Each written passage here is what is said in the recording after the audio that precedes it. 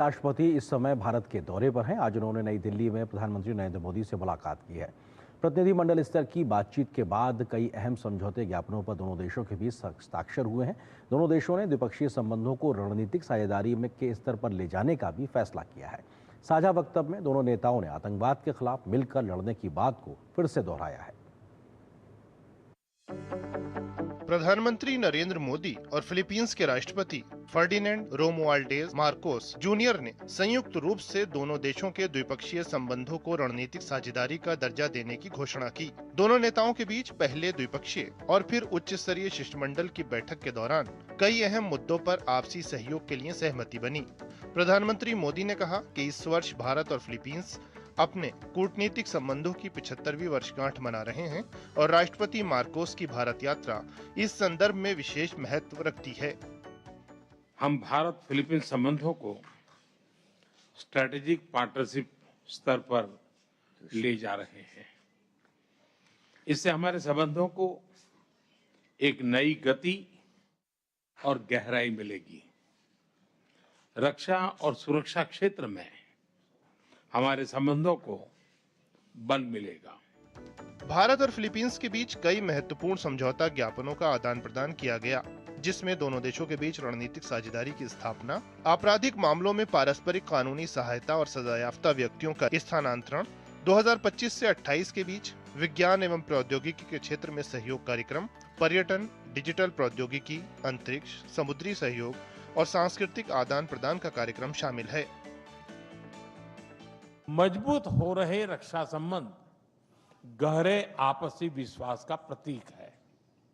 Maritime Nations के रूप में दोनों देशों के बीच मैरीटाइम कोऑपरेशन स्वाभाविक भी है और आवश्यक भी।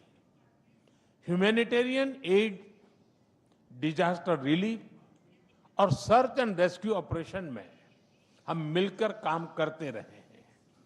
आज जब राष्ट्रपति जी भारत में हैं, भारतीय नौसेना के 3 जहाज पहली बार फिलीपींस में नौसैनिक एक्सरसाइज में भाग ले रहे हैं।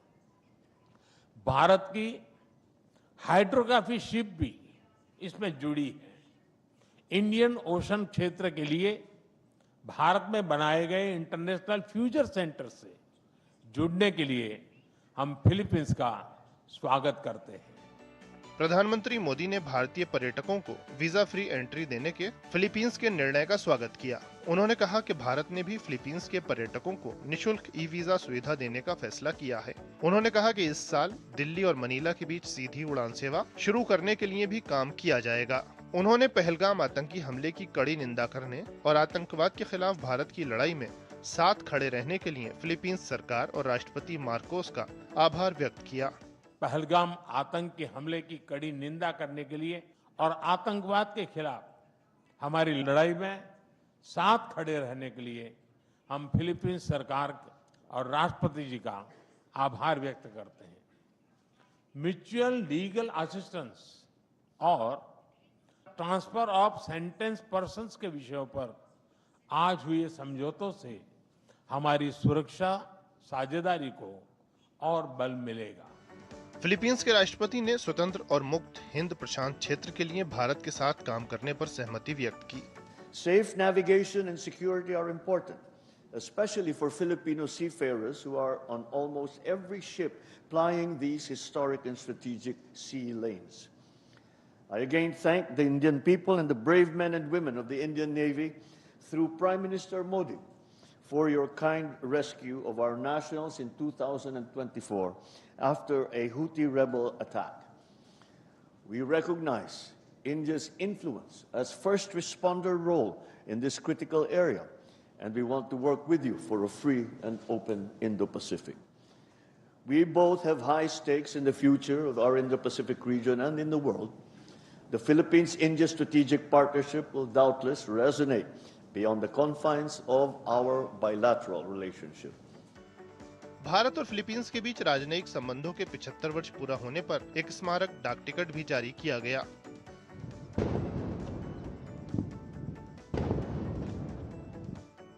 इससे पहले राष्ट्रपति भवन में फिलीपींस के राष्ट्रपति फर्डिनेंड रोमुआल्डेज मार्कोस जूनियर का औपचारिक स्वागत किया गया।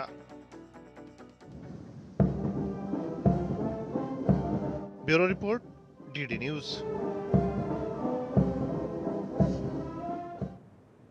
तो फिलीपींस के राष्ट्रपति की भारत यात्रा कैसे खास है, दोनों